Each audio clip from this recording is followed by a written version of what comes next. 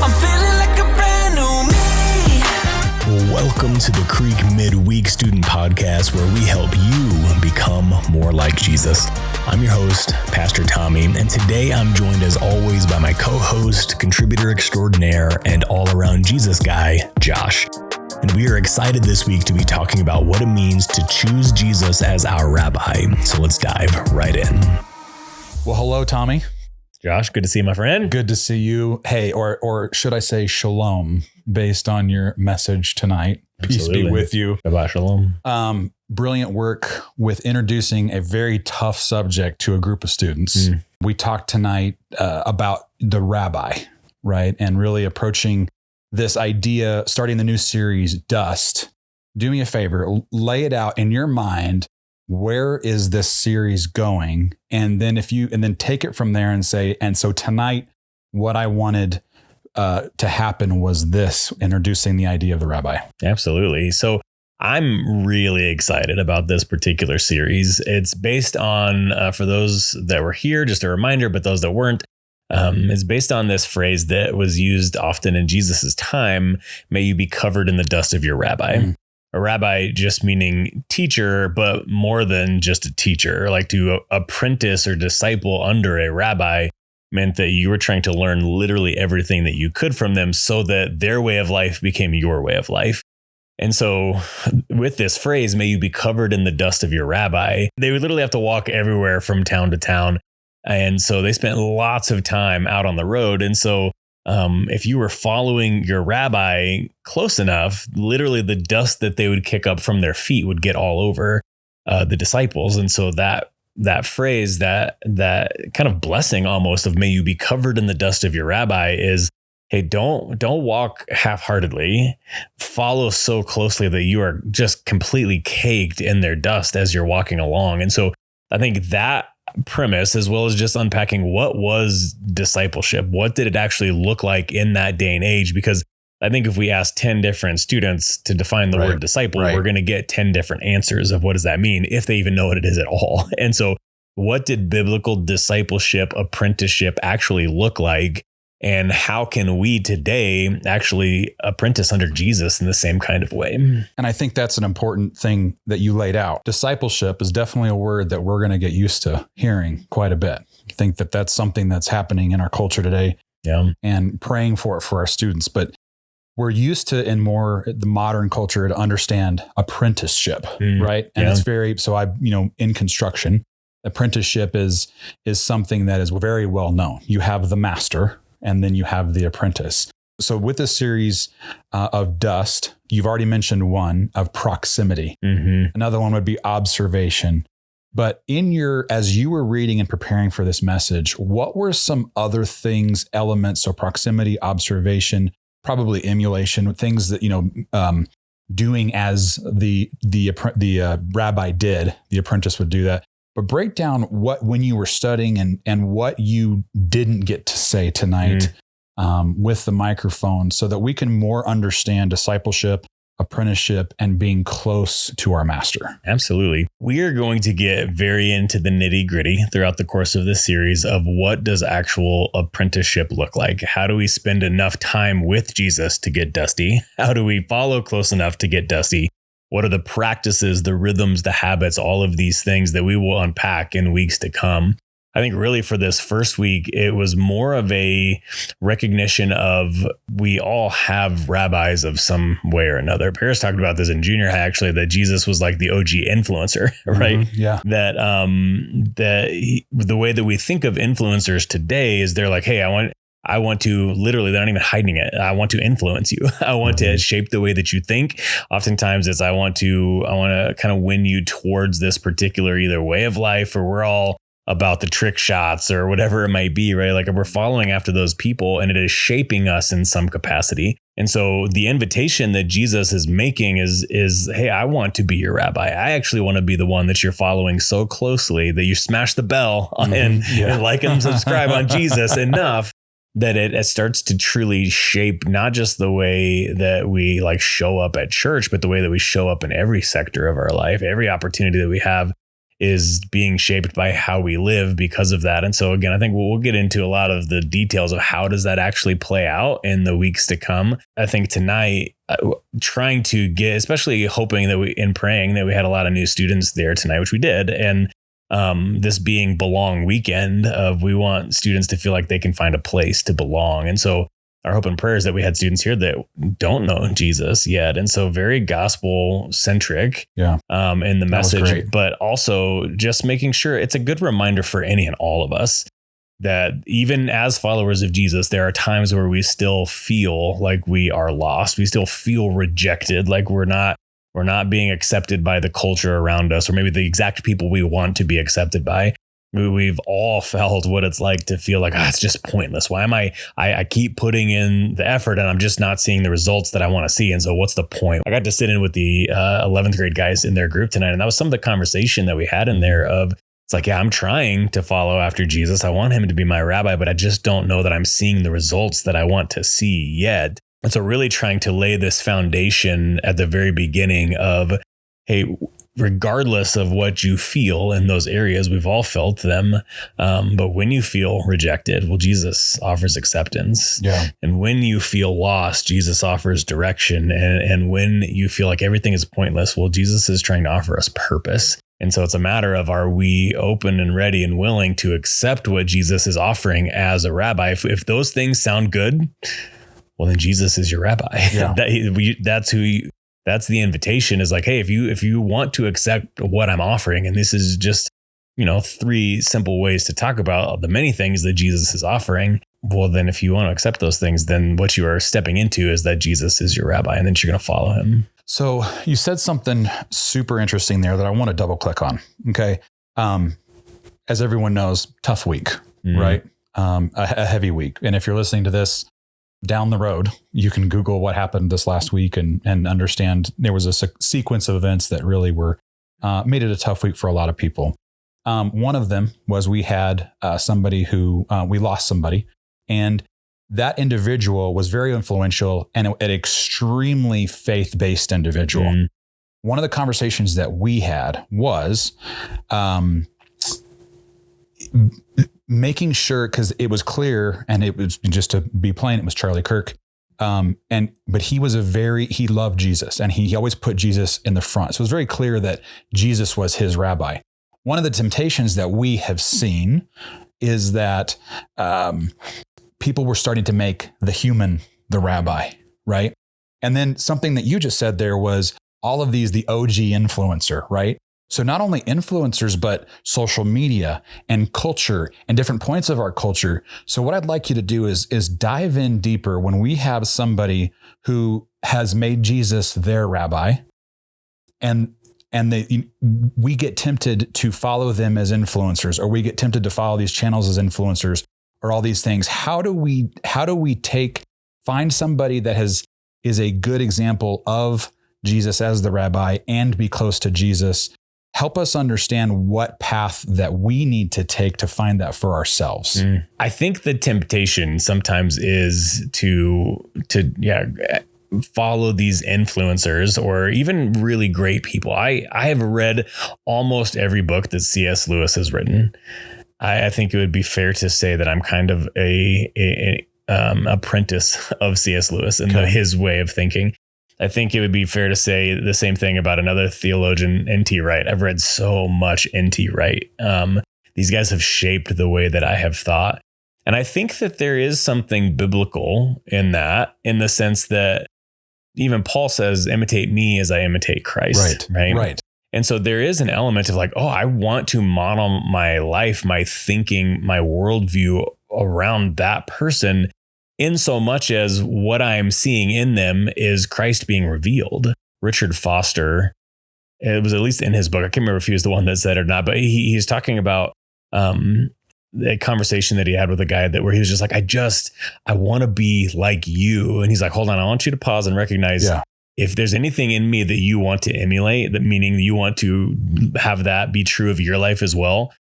That's because you are seeing Christ in me. Yeah. And it's Christ in you that is recognizing Christ in me. And that's attractive to you. And so I think that there is this element of, man, I see Jesus in and through this person. I've had so many people in my life where that has been the case, where it's like, I want to be like fill in the blank, because those people, they're so like Jesus. And I love that.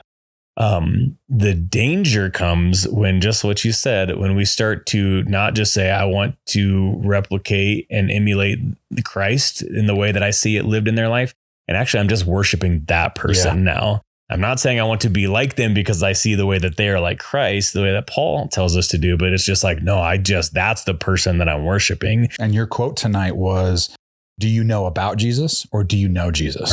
Right. And differentiating those two is, you can know about him and learn that from your rabbi, whoever your earthly rabbi is, where you're like, I want to be close to this person. I want to emulate this person because they are demonstrating Christ. But then knowing Jesus yourself. So break that out, to know Jesus, to speak about him.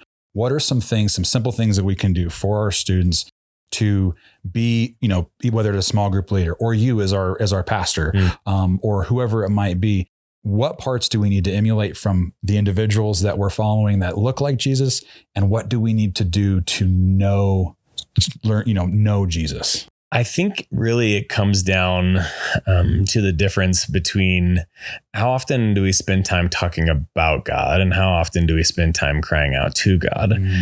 This is actually a realization that I had in the midst of a pretty dark season in my own life that I've been open and transparent with. Many of the students have heard of just my own trauma journey from a few years back. And it was in the middle of that season that we as a staff were doing something called Lectio Divina, which is just an opportunity to have scripture read over us while we try to see what stands out to us as we're doing this. So we're doing this together as a staff, a church staff.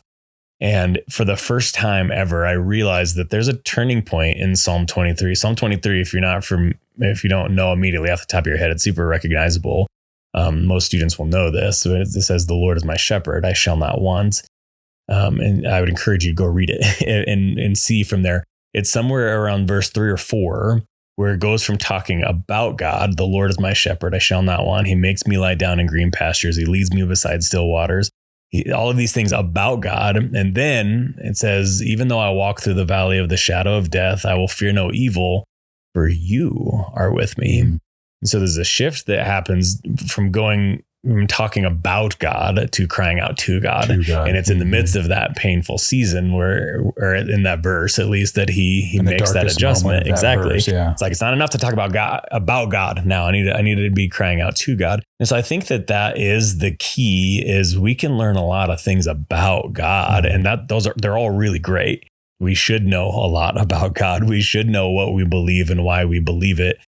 And yet, if that never moves from an intellectual pursuit to an actual relationship, well, then again, I can't necessarily say that I'm a follower, an apprentice, a disciple. I'm a fan at that point. And that was the point that I was sharing. It's like, I might know a lot about Justin Bieber or Mozart or whoever it is.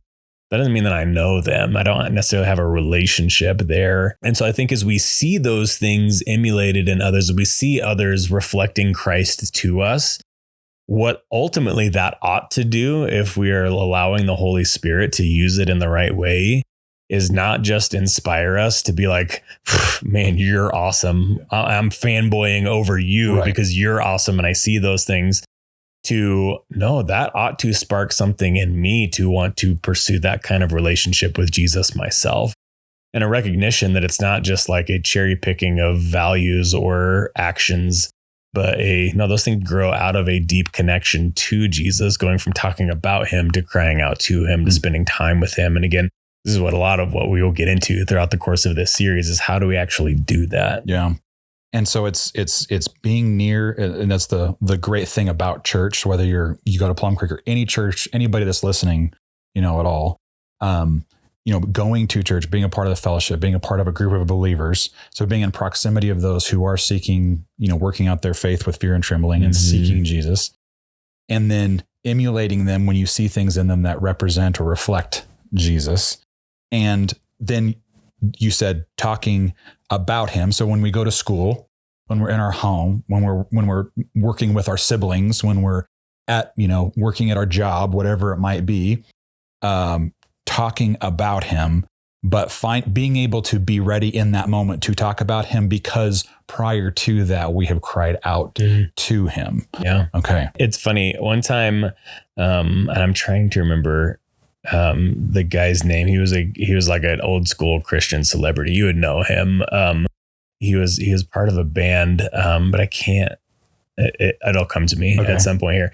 But I was at an event one time where someone had brought up this musical group. It was Newsboys. That's who it was. Okay. The lead singer of Newsboys. I can't think of his name now. The new no, like the OG, like the original. Yeah. Okay. I'm Peter Furler from the Newsboys. That's who it is. Peter Furler. Sorry for my accent. Perfect. But he was at an event that I was at one time, and somehow I found myself like kind of in like a green room area at this event just because I knew someone that was helping with it. And someone said something about the Newsboys. I was like, oh, I love the Newsboys. Like Peter Furler, his voice is awesome. Like I love the lyrics that they write. And I'm like just saying all of these things.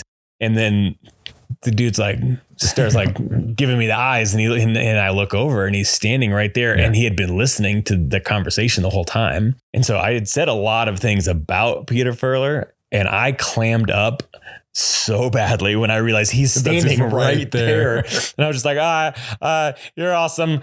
Do you like toast too? Yeah. Cool. I'm going to walk away now. I don't know what else to say to you. But it's, that I think that's a great example of like, we can know a lot about, we can fanboy over, we can talk about how much we love someone, but then in the actual opportunity to engage relationally, do we take that opportunity, or is it like, oh no, but I like talking a lot about that person. I like talking a lot about God. I love talking theology. Ooh, but actually entering into an intimate relationship to be known like that by my creator sounds great on one hand. And yet, I don't know, like there's something scary about that. And so it's almost easier at times, depending on how you're wired. If you tend towards intellectualism, like the thinking side of things, it can be so much easier to just be like, I want to learn a lot of things about God so that I can sound impressive when I talk about him. But that doesn't necessarily lead to a relationship with him. There has to be a point at which we're like, oh my goodness, he's in the room right now. I get the opportunity to connect with him in a really real way. Yeah. And it is out of that kind of connection that leads to the most authentic versions of talking about him. It's people that have that kind of connection with God where you're like, there's something about you that I just want to experience.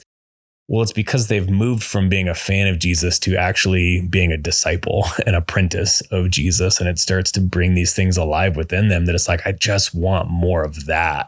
Whatever it is that you got, I want some of that in my own life. So I had one more question that sort of bubbled up from tonight. So we've got this path now through this conversation, through what you spoke. Definitely encourage everyone to go back and watch as well. How do we identify and choose an earthly rabbi? We know Jesus is our ultimate rabbi, and we can, through his word, through prayer, all the disciplines, right? Through just spending time with him, whether it be, lectio divina, or whatever method we're using. But help us, help me, help the students, help us. What should we look for in somebody? Because I think a lot of students want to have that person. They want to sit at the feet of the master. They want to understand that, but they're like, okay, where do I find this person? Where do I look? So help us identify 2 or 3 characteristics of individuals that we should look for as earthly rabbis as we go through this process of becoming disciples, apprentice, or, like looking for a mentor is a word that we use quite a bit in our culture today. What are 2 or 3 characteristics that we should look for? Well, I think one of the things that immediately comes to mind is someone that reflects Jesus, which seems so obvious. Check. And yet, again, I think there's a lot of people that know a lot about Jesus and yet don't necessarily reflect Jesus. They don't necessarily look like him. We live in this culture. I read a book recently called Christians in the Age of Outrage, and it's all about how we are so much more concerned with being right in our culture than we are with being Christ-like. And I think sometimes the temptation to be, I want to be a disciple, I want to be mentored by the person who's always right, they have all the answers and they can beat someone up with the truth that they have in a way that like no one can beat their arguments. And it's like, we see that on social media and it's like, I want that. Well, that doesn't seem super Christ-like all the time necessarily. Right. And so I think it's someone that doesn't just know a lot about Jesus, but that actually looks a lot like Jesus, that their life matches with what we see of Jesus in the scriptures. And so if there are things, and none of us is going to do that perfectly, obviously, but I think the second piece of that would be someone that really owns the areas where they don't look like Jesus. I coming off of my sabbatical, this time that I had to spend with Jesus over 6 weeks over the summer, like I feel like I am more like Jesus because I'm closer to Jesus than I've ever been. So I feel like I'm in a season where I'm more like Jesus than I've ever been. And yet really all that has served to do is help me to recognize how unlike Jesus I am in so many ways. And I don't say that like in a self-deprecating sort of way, but just in a way of like, it has just shown me, I just want to be more like Jesus. And I'm trying to get really honest with, well, here's all the ways in which I know that I fall short. And I can think back at different points in my life, and the people that have had the greatest impact on me are people that are so much like Jesus, and yet they own so quickly when they recognize that they don't look like Jesus in the areas where they're like, I'm still working on this. And that's another huge piece of it too. But I think also someone that is willing to challenge us. Okay.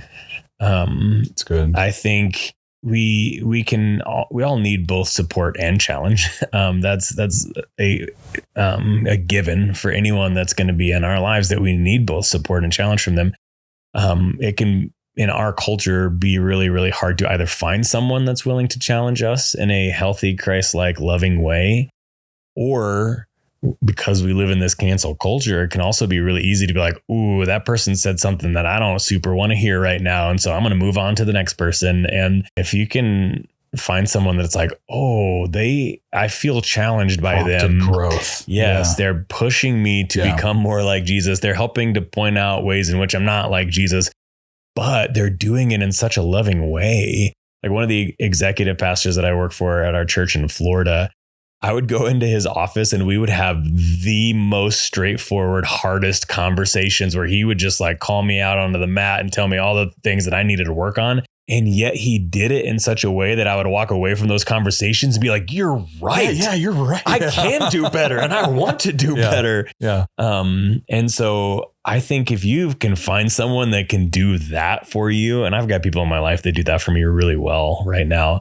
that aren't afraid to challenge, say the hard thing that I need to hear because it's going to help me to be a better version of myself. It's going to help me to be more like Jesus, but do it in a way where it's like, yeah, but I'm saying this because I love you and I want to support you. And that, to me, if you can find someone that encapsulates all three of those things, like someone who actually is like Jesus, that they're more concerned with being Christ-like than they are with being right.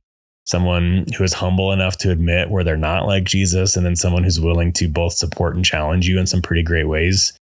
My goodness, that's an incredible mentor. That's a person that's, you're going to see Jesus at work in their life through them. And it's like, I want to be like that kind of a person. So to bring the kingdom of heaven to earth, finding someone here who does all the things that you just said, observe them and emulate them, right? Find those areas.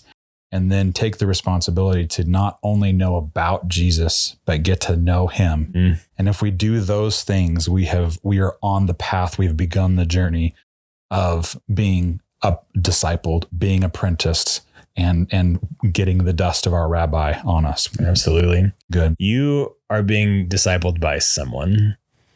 I think my goal is just to convince students that Jesus is the better rabbi than whoever else their rabbi is right now. So if we can start there, algorithm, or absolutely, yeah, for sure. Well, an incredible job, great work kicking off. I do want to commend you. We're wrapping up the Joy TBD series, and to make that transition and have the challenges that we have had, it was so appropriate to be seeking out joy, to be seeking out even in sorrow. And then to go right into, this is how we find and be more like Jesus. And you kicked it off beautifully, and a really great job with the gospel as well. And I think that's one key thing, is just understanding that we need to find Jesus in the midst of all this, but then we had kids in there who had never met him. So introducing him to him as well. Great job. Thanks, sir. Appreciate it.